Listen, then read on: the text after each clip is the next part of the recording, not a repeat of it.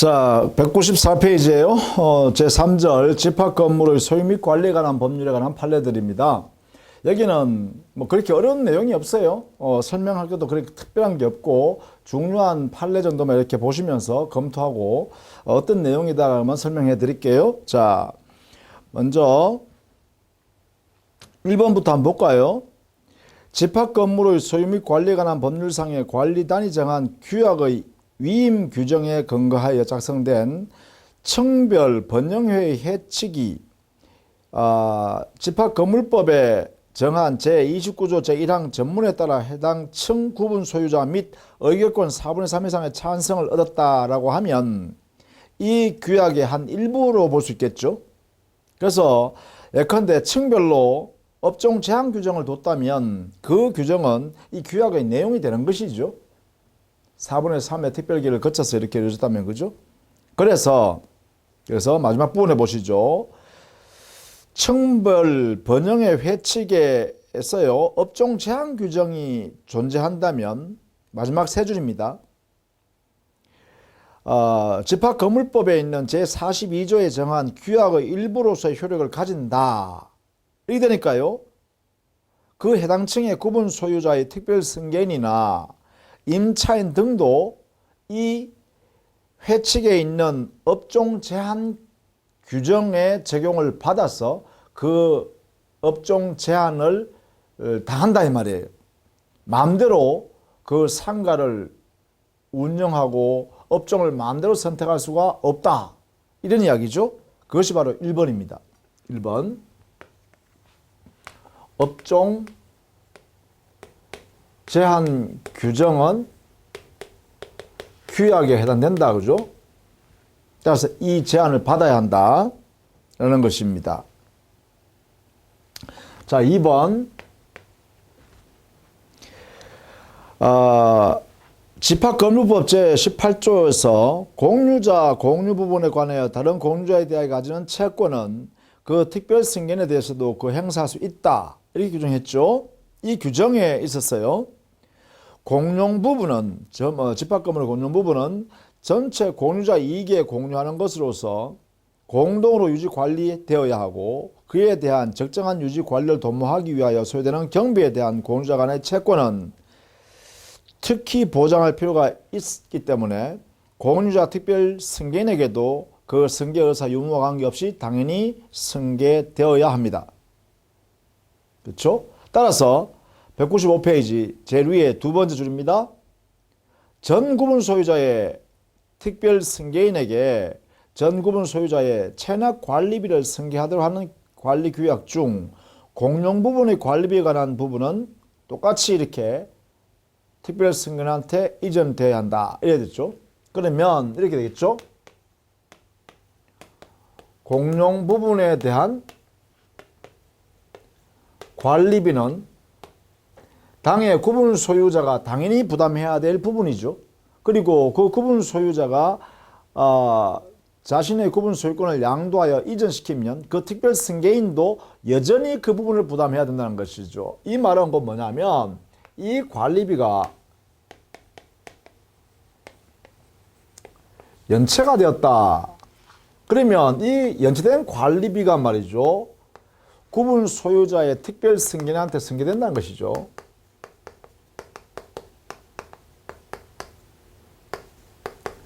구분 소유권자의 특별 승계인에게 그대로 승계가 된다 이 말이에요. 예컨대요. 연립주택에 301호 소유자가 공용 부분에 관리비를 부담해야 되는데 안 하고 있었어요. 한 달에 한 5만 원인데 5만 원을 연체하고 있다가 그 구분 소유권은 301호를 팔고 나가버렸어요. 그러면 산 사람이 있겠죠. 구분 소유권을 산 사람, 그 구분 301호를 산 사람이 있겠죠. 그래서 산 사람은 뭐예요? 그 연체된 관리비 5만 원은 그대로 승계 받아야 한다는 거예요. 합의를 했냐 안 했냐 따지지 않고요. 이 규정에 따라서. 그래서 이 법 규정은 강행 규정이라는 거죠. 자, 요거 알아두셔야 됩니다. 공용 부분에 대한 관리비가 연체가 되었다라고 하면 그 연체된 관리비는 구분 소유권을 양수받은 특별 승인한테 그대로 승계된다 이 말이에요. 이것은 시험에 자주 나오죠. 그죠? 자, 여기에 더했어요. 하나만 더 같이 해버리죠. 이게 그 7번에 관련했어요. 7번으로 가볼까요? 7번. 7번에 가면 여기 한번 읽어볼까요? 관리비 납부를 연체할 경우에 부과되는 연체료가 있죠. 연체료. 자, 연체된 관리비 있잖아요. 여기에는 연체했으니까 징벌이 필요하잖아요. 징벌이 필요하니까 연체를 부담시켜줘. 관리비 외에도 연체료를 부담해요. 그러면 만약에 연체료를 여기에 부담하게 하는데 그 구분 소유자가 연체하고 있었던 구분 소유자가 당해 구분 소유권을 처분하고 나가버렸어요. 그럼 여기에 특별승계인은 연체된 관리비가 승계된다 했으니 이 부담된 연체료도 그러면 승계되는가? 이렇게 물어봤는데 이것은 승계되지가 않는다는 거예요. 연체된 관리비는 특별승계인한테 연체가 되는 것 부대로 승계되지만 그 연체된 관리비에 대한 연체료 이 부분은 승계인한테로 승계가 안 된다 이 말입니다. 자, 요 내용을 꼭 알아두셔야 됩니다. 분리해서 바로 7번이 그런 이야기죠. 한번 보죠.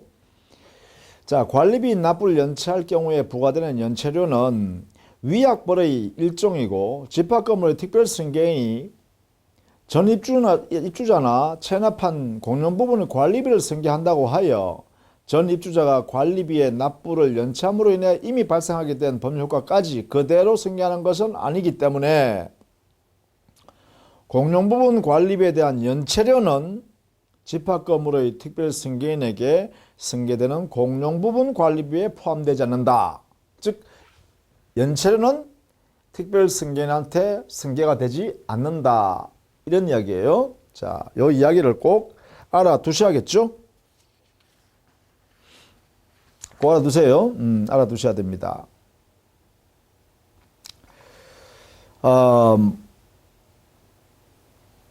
물론요, 여기 하나 더 붙이면, 이 부분요, 이 연체된 관리비가 만약에 구분 소유자 갑에 있었다가 특별승계인 을한테 넘어가고 을이 다시 병한테 팔았다라고 하면 그러면 최종적으로는 병이 지금 구분 소유자 아닙니까? 병이. 그럼 병만 이 연체된 관리비를 부담하느냐? 그건 아니란 거죠. 병도, 을도, 갑도 중첩적으로 부담한다. 이렇게. 물론 이때 갑이라는 사람은요. 연체료도 부담해야겠죠. 자기가 연체시켰으니까. 그렇죠? 그리고 연체된 관리비 자체는 이 사람들이 중첩적으로 부담하는 거예요. 연체료 부분은요. 이것도 알아두셔야 돼요. 그냥 연체료 자체는 승계가 안 된다 했으니까 연체한 당사자인 갑만이 부담해야겠죠. 이렇게. 자, 이런 내용도 함께 이해해 두시라. 이 부분이 제일 우리 시험에 자주 나오는 영역이기도 해요. 잘 알아두셔야겠죠. 여러 사람이 살고 있는 부분이니까 이렇게 정리를 같이 해 두시면 좋겠다라는 것입니다. 자, 그 다음에 11번 문제를 한번 가볼까요? 11번 판례요.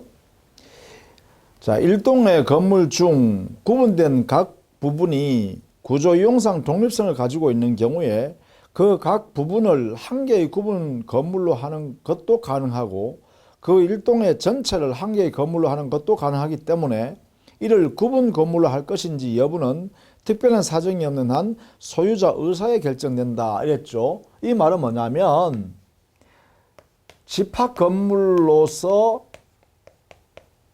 당의 건물을 보유할 것인가 여부는 이 집합 건물의 소유자가 말이죠. 소유자가 구분 소유 의사를 가지고 있으면 이것을 가지고 있다면 그러면 어떻게 된다고요? 집합 건물이 된다 이 말입니다. 따라서 건물 소유자가 구분 소유 의사가 없으면 집합 건물이 아니다 이런 이야기죠. 그래서 결국은 구분 소유 의사 요 의도에 따라서 집합 건물 여부가 정해진다. 이런 이야기예요. 꼭 알아두셔야겠죠. 그래서 그 밑에 이렇게 중요 표시 나왔죠. 이렇게. 예컨대 토지 위에 건물을 이렇게 신축한 갑이 신축하고 있는데, 이 신축자, 이 건물, 이 사람이 소유자잖아요. 그죠? 이 건물의 소유자가 되는데, 이때 이 갑의 의사가 말이죠. 의사가 구분 소유할 의사를 가지고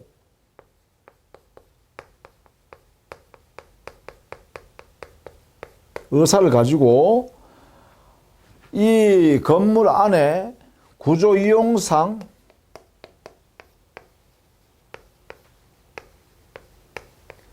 독립성이 있는 상태로 신축을 하게 되면 이 구분 소유자의 갑이라는 자는 구분 소유권을 취득하는 겁니다.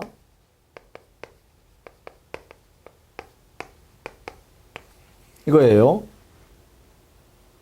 다른 말로 하면 여기에 있는 갑이라는 신축자가 구분 소유권 등기를 하여야 집합 건물로서의 구분 소유권을 발생 취득한다. 이런 뜻이 아니에요. 구분 소유권 등기를 해야 갑이 구분 소유권을 취득한다는 것이 아니라 구분 소유 의사를 가지고 구조 이용상 독립성이 있는 건물을 신축하는 순간에 구분 소유권 등기하지 않았지만 구분 소유권은 취득되었다. 이렇게 보는 거예요. 이게 바로 187조 이 원리에 입각해서 되는 거죠. 등기하지 않아도 구분 소유권을 취득한다. 이것이 바로 여기에 있는 우리 교재의 196페이지 제일 하단에요. 참고 이렇게 해서 만들어 놨어요.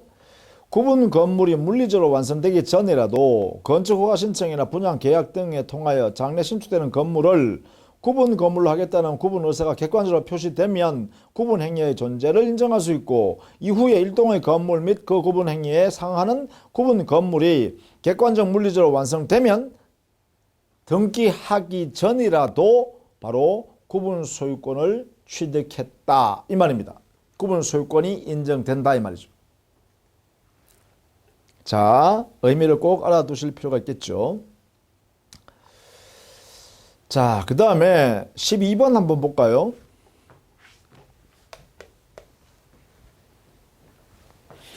집합 건물의 소유 및 관리에 관한 법률 제2조 6호에 의하면 대지 사용권은 구분 소유자가 전유분을 소유하기 위하여 건물 대지에 가지는 권리이므로 반드시 소유권을 필요는 없다. 이랬죠. 즉 대지 사용권에 관한 이야기예요. 자, 여기 대지 사용권은 이렇게 정리할게요. 이 대지 사용권의 권리는 어떤 거냐? 토지에 대한, 즉 대지에 대한 소유권에 한한다가 아니죠. 그죠? 이 토지 사용할 수 있는 권리 내용은 소유권만 가지고 소유권만이 그 토지를 이용할 수 있는 것이 아니잖아요. 따라서 소유권 이외에도 지상권도 있을 수 있고 전세권도 있을 수 있고 또 토지 임차권도 있을 수 있죠. 더 나아가서 아직 구분 소유권을 취득한 구분 소유자가 당의 대지를 구입함에 있어서 소유권 이전 등기까지 갖추지 않았지만 당의 대지를 점유하여 사용하고 있는 그 자체, 즉 점유사용권, 점유하여 사용하고 있는 이 자체도 여기에 있는 사용권, 대지 사용권의 내용이 될 수 있습니다. 요거까지 우리가 판례가 인정하고 있죠. 요 내용을 같이 알아두시면 좋겠다. 즉 권리, 사용권의 내용은 이런 것들이 있다라는 것입니다. 이렇게 종합해서 알아두시기를 바랍니다. 이렇게요.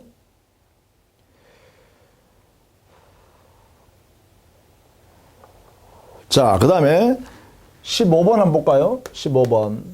집합 건물이 만들어지면 구분 소유권이 하나의 건물 안에 구분 소유권이 많죠. 그러다 보니까 구분 소유자가 여러 사람이 존재하게 돼요. 그죠? 이 여러 사람의 구분 소유자들의 단체를 말하거냐, 이걸 우리는 관리단이라고 하는데, 여기에 대한 내용이 바로 15번 판례입니다. 집합건물법에 있는 제23조 제1항 소정의 관리단이라는 것은 했죠? 관리단. 여기는요,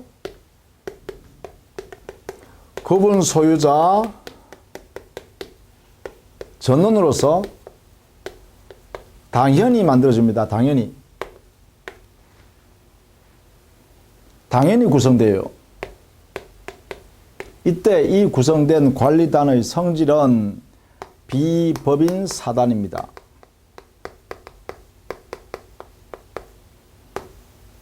마치 종중, 동창회처럼 말이죠. 이게 단체성을 띈다 이 말이죠. 자, 그렇게 정리를 해 두시면 되겠어요. 그게 15번입니다.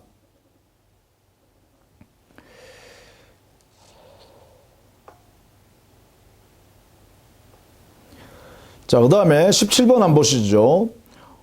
구분 건물의 전유분만에 관하여 설정된 저당권의 효력은 대지 사용권의 분리 처분이 가능하도록 규약을 정하는 등의 특별한 사정이 없는 한 전유분의 소유자가 사후에 도치지 않은 대지 사용권에 취득함으로써 전유분과 대지권이 동일 소유자에 속하게 되면 그 대지 사용권까지 미치고 그랬죠? 자, 이 말은 17번 의미가 알아두십시다. 의미를 알아둡시다. 자, 집합 건물에 대한 구분 소유권은 주된 권리입니다. 그런데 여기에 도움을 주고 있는 대지 사용권요. 이 대지 사용권이 토지의 소유권일 수도 있고 토지의 지상권일 수도 있고 뭐 이렇게 했죠. 이거. 자, 이런 것들은 뭐냐? 이것은 구분 소유권을 도와주고 있는 종된 권리다 이 말이에요. 그러면 주된 권리인 구분 소유자가 자신의 구분 소유권에다가 이렇게 저당권을 설정했다라고 하면 이 저당권은 구분 소유권에만 저당권 효력이 이렇게 미치는 것이 아니라 여기만 미치는 것이 아니라 어디요? 여기. 대지 사용권에도 이렇게 효력이 미친다. 이것을 말하는 거예요. 저당권 등기는 아마도 여기만 해놓겠죠? 구분 소유권 등기 을군란에다가 저당권 등기를 여기다 해놨을 거예요. 여기다가. 그런데 여기에도 효력이 미친다라는 거예요. 등기 안 돼 있어도. 요 의미를 17번에서 지금 설명하고 있는 것입니다. 자, 그렇게 정리를 좀 해 두시면 좋겠고요. 그 다음에 20번 한번 보시죠. 아파트 대지로서 아파트 외부에 있는 지상 주차장 부분은 집합 건물의 공용 부분이 아니라 그 구분 소유자 전원의 대지권의 목적으로서 아파트 구분 소유자 전원의 공유에 속한다. 이랬죠. 공용 부분이 아니라 거기에 구분 소유자 전원의 공유다 이렇게 했죠. 이거는 지하 주차장 같으면 공용이지만 공용 부분이지만 지상 주차장 부분이라고 그랬어요. 아파트 외부에 있는 지상 주차장이라고 했습니다. 지상 주차장 부분은 구분 소유자 전원의 공유입니다. 공용 부분이 아니고요. 그러나 전유 부분은 또 아니에요. 그죠? 공용 부분 함께 사용하는 것인데 공유 관계다라는 것이죠. 집합 건물의 공용 부분은 아니에요. 자, 그런 의미다. 알아두셔야겠죠. 자, 그 다음에 22번은 이미 이거 했습니다. 관리단에 관한 설명.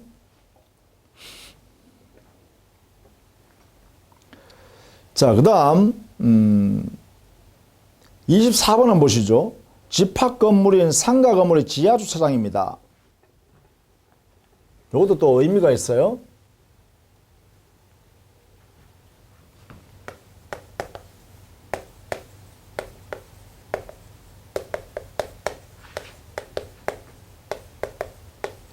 원래 지하주차장이라는 것은 공용 부분입니다. 그죠? 건물의 공용 부분이에요. 그러면 상가 건물의 공용 부분이 되겠죠? 그런데 말입니다. 여기에 이제 24번의 판례가 중요한 것이죠. 그 건물을 신축함에 있어서 건축법규에 따른 부속 주차장으로 설치되기는 하였으나, 그리고 이 말은 상가 건물의 지하주차장은 공용 부분의 성격을 가지게 되었으나, 이런 이야기예요. 그런데 분양계약상에 특약에 의해서 그 건물을 분양받은 구분 소유자들의 동의 아래 공용 부분에서 제외되어 따로 분양되었고, 그러니까 분양자 전원의 동의가 있었다는 것이죠. 어떻게? 이걸 공용 부분을 제외해서 분양하자, 개인에게. 그러면 그건 무슨 말이에요? 전유 부분이 만들 수 있다는 것이죠. 따라서 그 구조상, 이용상으로도 상가 건물의 지상 및 지하실의 점포, 기관실 등과 독립된 것으로서, 그렇죠? 독립한 구조 이용상에 그러한 성격을 갖게 되었다라고 하면 어떻게 한다고요? 공용 부분에서 분리해서 뭐라 한다? 그래요. 전유 부분으로서의 구분 소유권이 인정된다는 것입니다. 자, 이게 분양할 때 분양 계약상 분리하여 처분하기로 약정이 이루어졌어. 동의가 이루어졌어. 그리고 분리함에 있어서 독립성이 인정돼. 이렇게 해요. 그러면 어떻게 하냐? 이거는 원래는 공용 부분으로 취급해야 되지만 이것이 아니라 이렇게 됐을 때는 뭐로 한다고? 이때는 전유 부분이 된다. 이런 이야기죠. 전유 부분이라는 것은 구분 소유권이 인정된다는 것입니다. 이렇게. 그러나 여기 상가 건물의 지하주차장인데 아파트 지하주차장 안 돼요.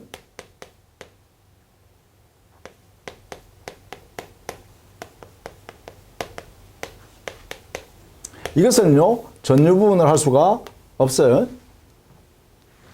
이건 성격상 안 된다는 거예요. 성격상, 성질상. 그래서 아파트 지하주차장은 원칙적으로 뭐라고요? 공용 부분입니다. 공용 부분. 아파트 지하주차장은 공용 부분이에요. 자, 이렇게 조심해서 알아두실 필요가 있는 영역이다.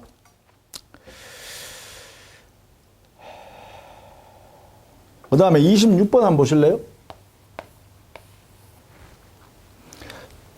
자, 집합건물법 제5조 1항에 구분 소유자는 건물 보존에 해로운 행위 기타 건물 관리 사용에 관하여 구분 소유자 공동이익에 반하는 행위를 해서는 안 된다라고 규정되었는데, 그 취지가 집합건물인 상가건물 구분 소유자가 해당 전유분에 대한 용도 변경 행위를 함에 있어서 다른 구분 소유자들과 함께 해야 한다거나 그들의 동의를 얻어야 한다는 것을 말하는 것은 아니다. 즉 상가 건물에 있어서는 구분 소유자가요 약간의 용도 변경을 하는 것일 수도 있죠.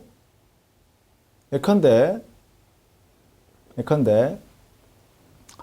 한식집을 하다가 한식집으로서 상가 건물로 사용하다가 구분 소유 대상인 전유 부분을, 그것을 예컨대 식당이 아니라 그냥 일반 매점으로 바꾸는다, 용도를. 그 성격이 달라지죠. 또 옷 가게를 옷 수선하는 가게로 바꾸는다, 용도를. 뭐 이런 거요. 이거 하는데 전원에게 동의받아야 되냐? 그건 아니라는 거죠. 상가 건물일 때는, 그죠? 그러한 성격을 우리는 설명하고 있는 거예요. 이 법에 구분 소유자는 건물의 보존에 해로운 행위, 건물 관리 사용에 관하여 구분 소유자가 공동이익에 반하는 행위를 하여서는 안 된다 했는데, 공동의 이익을 해하는 행위가 아니기 때문에 상가 건물에 있어서 구분 소유자가 용도의 변경함에 있어서 동의받아야 하는 것은 아니다, 이렇게 보는 거예요. 의미를 이해해 두시면 되겠죠. 자, 그렇게 해석할 수 있다라는 것입니다.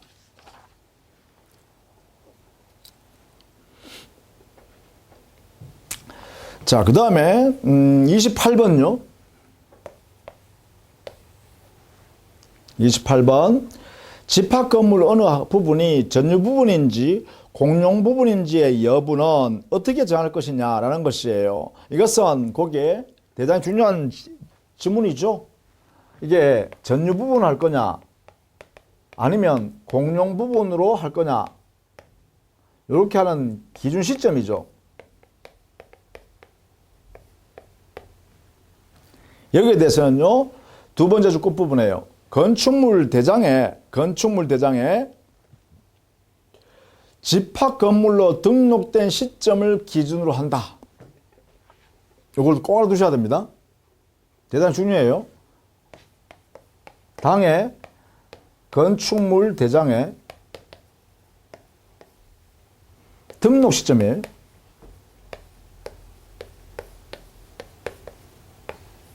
그렇죠? 집합 건물로 등록할 때 그때 전유 부분으로 할 거냐 공용 부분으로 할 거냐의 성격이 확정된다라는 것이에요. 그래서 이후에 이 내용이 개조, 뭐 건물의 개조나 또는 이용 상황의 변화 이런 것에서 이 전유 부분인지 공용 부분인지 이 여부에 대해서는 영향을 받지 않는다는 거예요. 여기가 중요하다는 거예요. 건축물 대장상에 집합 건물로 등록할 때 전유 부분으로 공용 부분으로 확정한다. 이런 이야기입니다. 그런 내용이다. 28번. 꼭 알아두셔야겠죠. 중요한 지문입니다. 중요한 지문. 자, 그 다음에 32번 지문 한번 보실래요? 또 이것도 32번도 의미 있는 우리 사회에서 의미 있는 지문이기도 해요.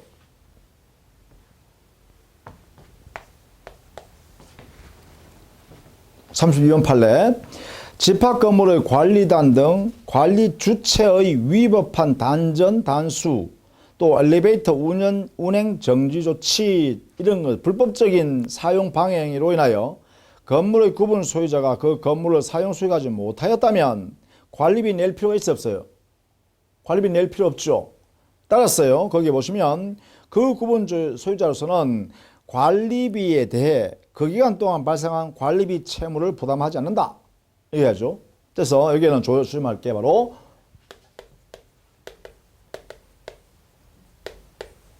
불법적인 사용 방해 행위입니다. 이게 존재할 때는 관리비 납부 의무가 안 생긴다라는 거예요.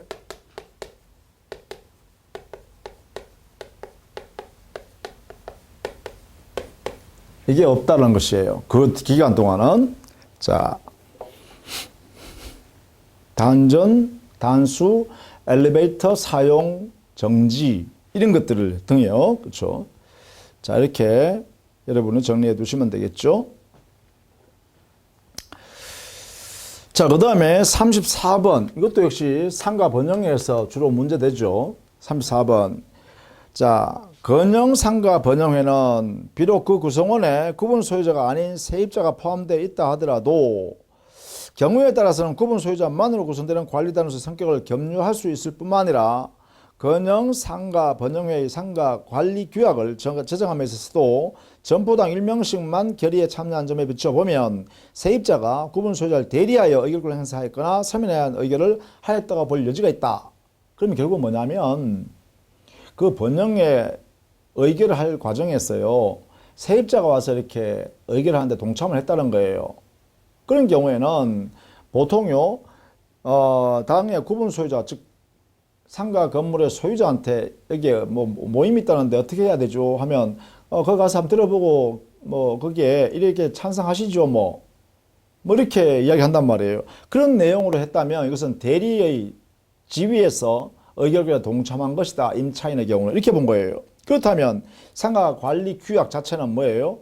우리 집합 건물법에서 말하는 관리단 규약으로 그 성격을 인정해 줄 수 있다는 것이죠. 그것이 바로 34번이에요. 따라서 세입자, 즉 임차인이 그 안에 구성원으로 이렇게 들어와 있다, 일부가 들어와 있다 하더라도 그 자체가 규약의 효력을 부정할 수 있는 그런 사정은 아니다. 이렇게 우리 법원이 판단한 것이죠. 자, 그런 내용들을 여러분이 알아두시면 좋겠다. 그 다음에 37번에 관리단의 성격이에요. 그죠? 관리단 성격은 당연히 성립한다겠죠. 특별히 어떠한 구분 소유자의 지위를 이렇게 인정해야 된다. 누가? 그런 건 아니란 것이죠. 그게 37번입니다. 구분 소유 관계가 존재하게 되면 당연히 관리단의 구성원으로 지위를 갖게 된다는 것입니다. 이것도 역시 여러분 조심해서 알아두셔야겠죠.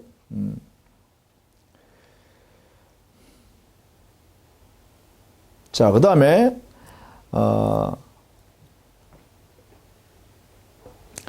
그 40번 같은 것도 계속 나왔네요. 그죠? 40번 같은 거. 아파트 대지로서 아파트 외부에 있는 지상 주차장 부분 했을 때 이거는 뭐라 했어요? 집합 건물의 공용 부분 아니에요. 집합 건물은요.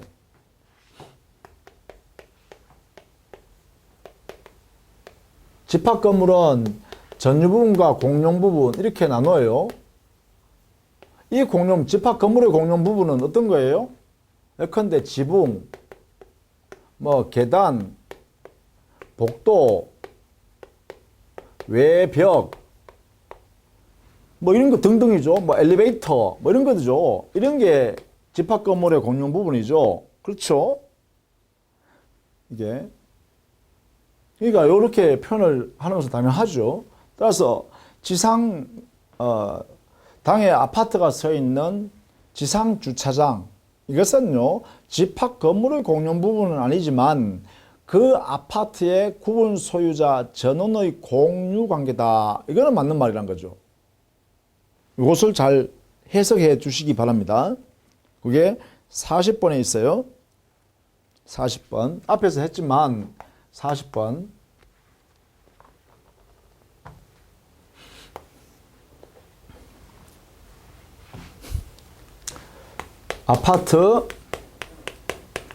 아파트가 지어져 있는 대지의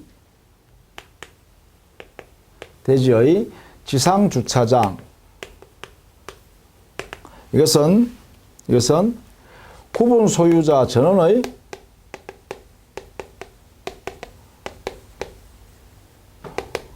공용 부분이긴 한데 이것을 공유 지분 갖게 되는 공유 관계가 있어요. 전원이. 따라서 여기에 이게 말 들어가면 안 된다는 거예요. 그러니까 집합 건물의 공용 부분이다 이렇게 하면 안 돼요. 집합 건물의 공용 부분은 아니란 거야. 이렇게 구분 소유자들이 함께 사용하는 공용 부분으로서의 공유 관계는 맞아요. 그러나 이 부분 조심하라는 거예요. 표현을 잘하라는 거죠.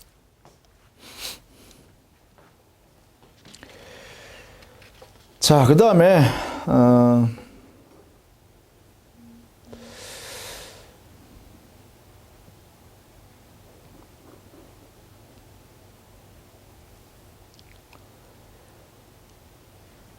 43번 문제 한번 볼까요? 43번 문제.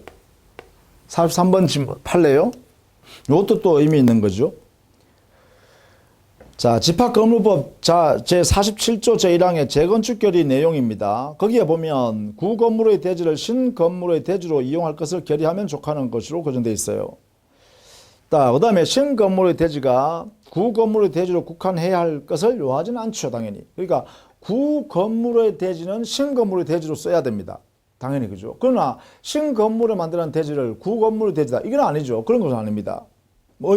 이제 법조문의 의미죠. 따라서 네 번째 줄입니다. 집합건물 소유 관리에 관한 법률상 구건물을 철거한 다음 그 대지와 인접한 주위 토지를 합하여 신건물을 대지로 사용하는 것은 당연히 허용되어야 하죠. 이렇게 재건축 결의하는 것도 정당하죠. 의미가. 자, 그렇게 정리하시면 되겠죠. 자, 그 다음에 44번. 상가건물 임차인이 임대차 보증금 반환 채권에 대하여 상가건물 임대차 보호법상 대항력 우선 변제권을 가지기 위한 요건 및 사업자 등록을 마친 사업자가 폐업 신고를 한 후 다시 같은 상호 및 등록 번호로 사업자 등록을 한 경우, 이때는요 종전의 대항력과 우선 변제를 그대로 존속하는 건 아니죠. 폐업에 했으니까 죠. 폐업했다가 다시 하면 종전의 대항력과 우선 변제적 효력을 발생하는 건 아니다. 이거죠. 폐업하는 순간에 대항력과 우선 변조 효력은 소멸합니다. 대전제죠. 대전제. 그렇게 해보시면 돼요. 집합 건물과 관련해서 이제 설명한 것이네요. 자, 그 다음에 거기에 45번과 46번 요 두 개도 의미 있는 판례입니다. 45번, 46번.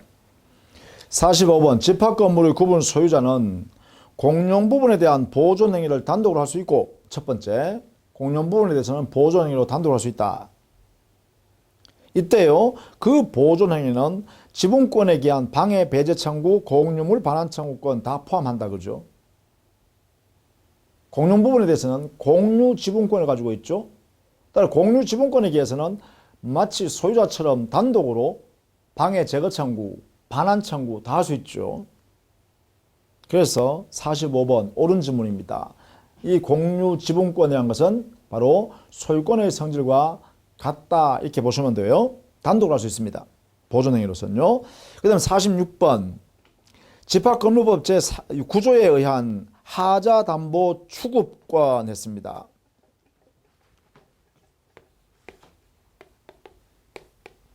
자, 분양자 또는 시공자는요, 수분양자, 분양받은 사람에 대해서 당해 주택을 지어서 분양할 때 그 주택, 완성된 주택에 하자가 있으면 분양받은 사람한테 담보 책임을 져합니다. 보수한다든가 손해배상한다든가 이런 거요. 그래서 이걸 뭐라 하냐, 하자담보라 그래요.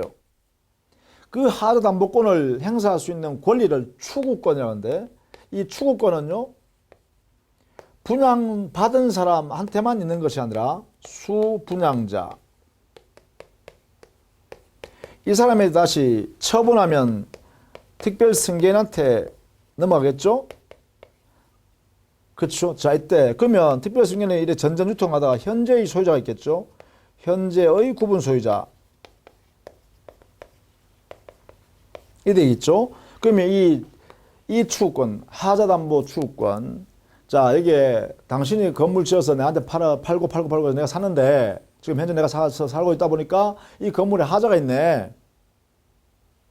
종전에 살던 사람은 그걸 발견 못했고 내가 보니까 지금 보니까 물이 계속 이게 스며드는 영역이었네. 잘못 지었네. 방수가 제대로 안 되네. 그러니까 고쳐주세요.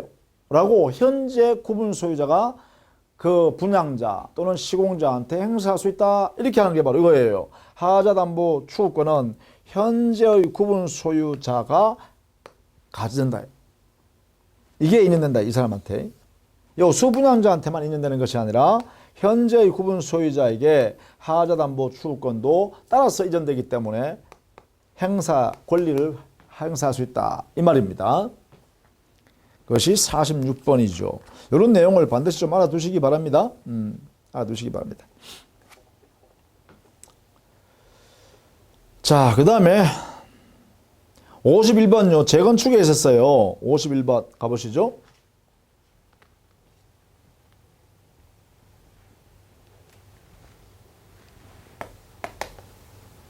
재건축 결의에 관계됐어요.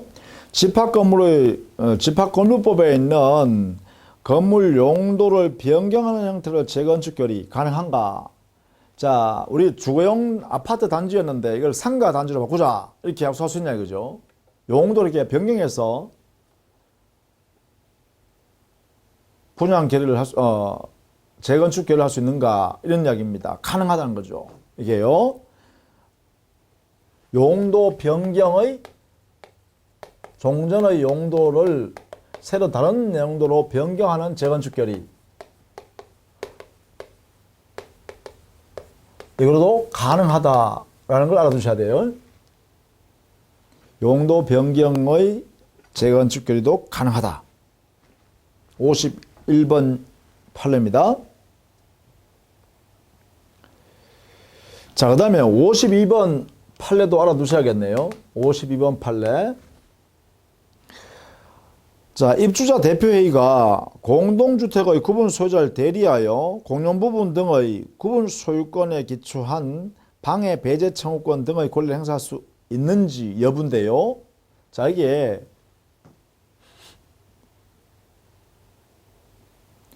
구분 소유권은 누구한테 있죠? 전유 부분에 대한 권리잖아요. 그러니까 구분 소유권은 전유 부분을 분양받았거나 그로부터 승계받은 사람한테 구분 소유권이 있죠. 따라서 입주자 대표회의는요. 성격을 알아두십시다. 입주자 대표회의는 법적으로는 비법인 사단입니다. 구분 소유자 구성원으로 해서 이루어지는 비법인 사단입니다. 비법인 사단. 이렇게요. 따라서요.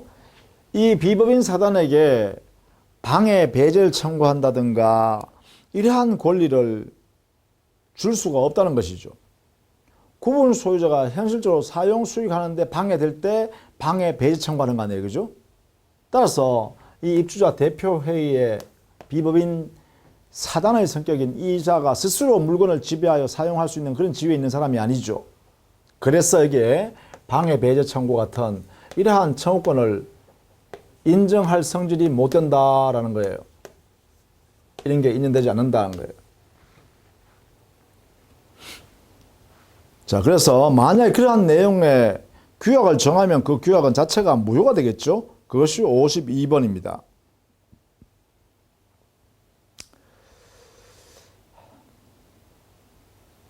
자, 그 다음에요.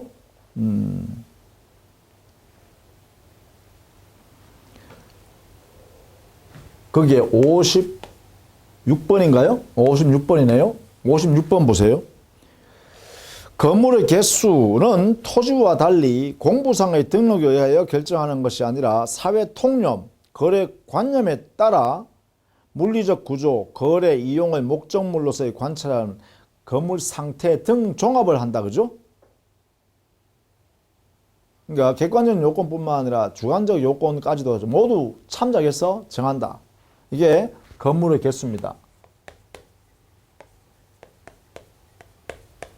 건물의 개수 결정하는 방법이죠. 그래서 거래 관념에 따라서 한다. 이렇게 하는 게 통괄적인 의미입니다.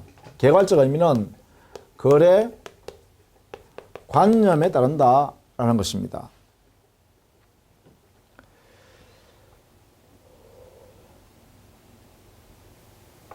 자, 그 다음에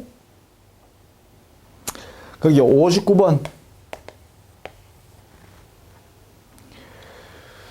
집합건물법상의 관리단이 정한 규약, 이것은요 원칙적으로 이 규약 안에는요 층별 회칙의 업종 제한 규정, 층별 업종 제한 규정, 상가 건물이라면 업종 제한하는 규정을 만들었네요. 이것도 하나의 이 집합건물법에서 말하는 규약의 한 내용이다라고 인정하는 제도죠. 인정. 그죠? 따라서 그러면 이것은 강행 규정이니까 여기에 구속돼야 됩니다. 당해 분양받은 구분 소유자뿐만 아니라 그 구분 소유권을 양수받은 양수인인 특별승계인, 그리고 그 구분 소유자로부터 임대받은 임차인, 이런 사람조차도 여기에 층별 업종 제한 약정 있죠? 규약이요, 규약. 이 규약의 제한을 받아야 합니다. 자기 마음대로 업종을 정해버릴 수 없다 이 말이죠. 자, 이런 의미를 여기에 갖고 있다. 이거 바로 집합건물법에 있는 규약의 한 모습으로 인정한다는 것입니다. 59번.